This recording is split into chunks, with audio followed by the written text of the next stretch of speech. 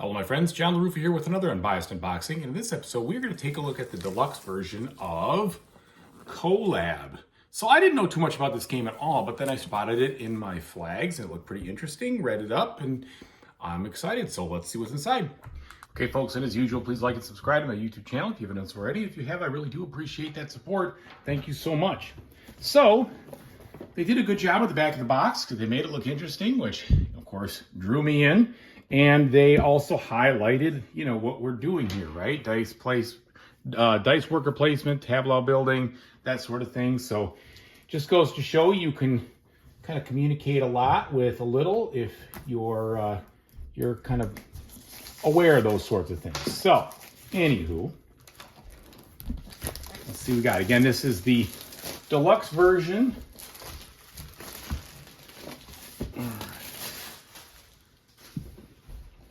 Now, as we open her on up, find that the inside of the box, nothing special there, but we got the rule book jumping right out here.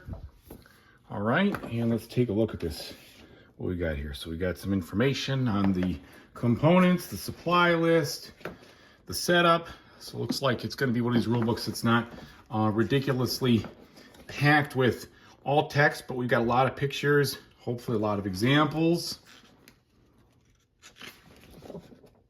Certainly looks like they're giving you plenty of pictures on this. I don't know about examples, but my guess is they all relate. All right, and so that's not too many rules really, because I'm already at the end of the game here in under 10 pages, and then we have the variants. So there's the solo rules right here. I did see that the solo turns don't take very long at all, which is good. That helped me get excited about that. Looks like enemy turns, repairing towers. I'm not sure if this is all part of the solo. Okay, yeah. So the solo rules are got a little longer. We've got some achievements here. And it tells you if you're able to build a 12th card, meet the requirements of your difficulty, you win the game. Otherwise, you lose. So it's not just to beat your own score. There is a specific situation for how to win. All right. And then in the back, looks like we have a quick reference, and hopefully that will be very helpful. Okay, they did shrink wrap the cardboard, which is fine. Usually I don't mind that for the cardboard. That way things stay where they're supposed to be, don't fall in the factory, which I do have a problem with that every now and then. All right, now looking at these components here. Cardboard is medium thickness, which is fine. Looks like it's nice and illustrated. Vibrant colors. We've got some different enemies here. I'm sure those are part of the solo of things. At least I would think, but I don't know for sure. Not 100% sure on that. All right. And then we have like all sorts of different cool looking components. Okay. Then here, looks like parts for the board proper. There's certainly a lot in this box. Okay.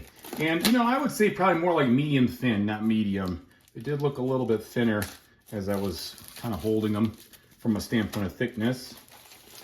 Now, hang on.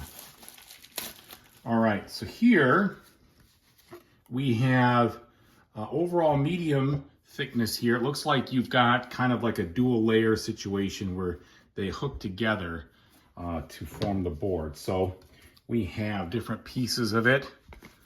There's no second side, it's just all the same. So that must have just been preferable, and it's probably for modular setups and such. All right.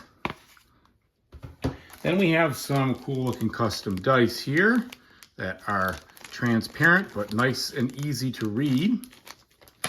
And more dice of a similar nature. And more. So lots of dice here. They did say it's a dice worker placement game. And then some more of these are opaque here with different sides. All look pretty good, pretty high quality. All right, this looks like maybe something that would either go in the center or something else, not sure, but it looks like it definitely clips on. These game trays, I'm sure, are part of the deluxe deal.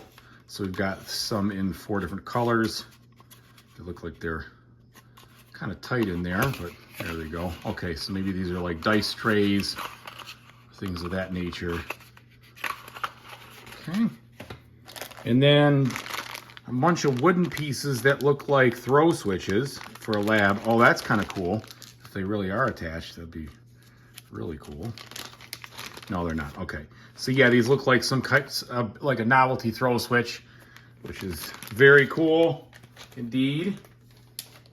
If you're gonna have a lab, you got to have some of those sloppy electrical throw switches, sparks and everything else, and the lights go dim. Okay, so then we've got a nice cloth bag. Feels like a felt bag here.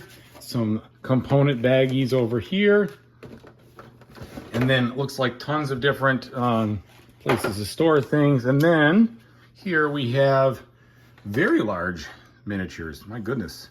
So those are quite large, decently detailed. So we have, I'm not going to take them all out. I'll just kind of show them to you right there. And then these are like, looks like dice pillars, places to put your dice.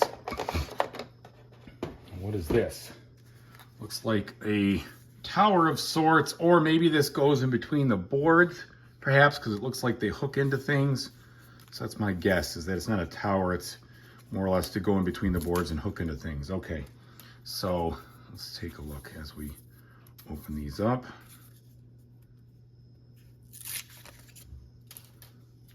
All right, anything special here? Yeah, it does look like you have different icons in the bottom. So I'm gonna guess that just helps you finish preparing the board. And then we have wooden beakers or Erlenmeyer flasks, if you will. More wooden components here, different shapes, player colors, and the cards. Lots of cards. Let's see, let's just take a quick look at the card quality. Hopefully it's good, but I'll let you know. Also tell you about whether I think if you need to sleeve them or not, as usual, as I usually do. All right, I don't love it that they shrink wrap them, but sometimes that's what happens. Okay, so let's see what we've got here. All right, quality-wise, pretty good actually. They're pretty thick. They have kind of an air cushion finish to them. They're not textured, but they seem to be moving pretty easily through my hands, not sticking together. So very easy. I don't think you're gonna need to sleeve these if you're not a sleever. I am, but yeah, and it looks like they are all illustrated with kind of the puzzle maybe that they're making. So lots of stuff there. And we're gonna have a couple other ones with different things. So it looks like we've got, you know, different things you can build here.